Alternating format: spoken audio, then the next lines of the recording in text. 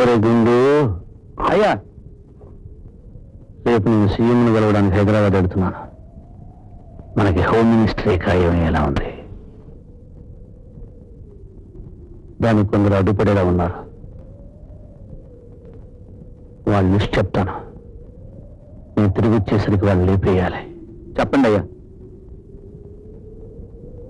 నేను నరకడానికి వచ్చాడు ఆ నల్లోడు. జామీన్ మీద రేపు విడుదలవుతున్నాడంట.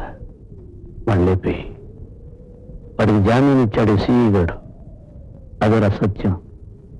వాడిని కూడా లేపేయి. తర్వాత అదేరా గాయత్రి, దాన్ని కూడా లేపేయి. గాయత్రి గారినండి? అవును.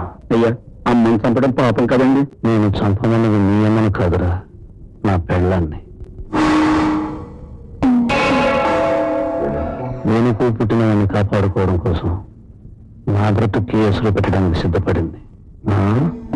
నల్లిని చూసి భయపడే దానికి అంత పొగరుంటే మనిషిని నల్లిలో నడిపేసే నాకింకెంత ఉండాలి. లేపే.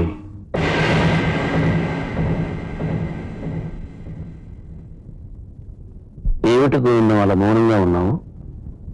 ఎన్నాళ్ళు చంపుకున్న ఆత్మాభిమానాన్ని పెద్దరికాన్ని ఒక క్షణం బతికించుకుని ఒక్క మాట చెప్తాను. ఏమి అనుకోగా అవుతారు? అవతారమని పిలిచేసావుగా, ఇంకనుకోవడానికి ఏముంది చెప్పు. నువ్వు చేసిన ద్రోహానికి తులసమ్మ బలైపోయింది. ఇప్పుడు గాయత్రిని చంపాలనుకుంటున్నా. ఆడదాని ఉసురు తగిలి మహామహా సామ్రాజ్యాల మట్టిలో కలిసిపోయాయి. గుర్తుంచు. అవన్నీ పిచ్చి నమ్మకాలు. తులసి చావు నాకు కలిసి వచ్చింది, పెరిగిపోయాను. ఇంకా పెరుగుతున్న నాకు గాయత్రి అడ్డొస్తోంది. అందుకే లేపేయమన్నాను. సంభవామి యుగి యుగి అంటే ఏమో నాకేం తెలుసు. గుళ్ళో పంతులు అంటుంటే విన్నాను. ఇప్పుడు అనాలనిపించింది అన్నాను.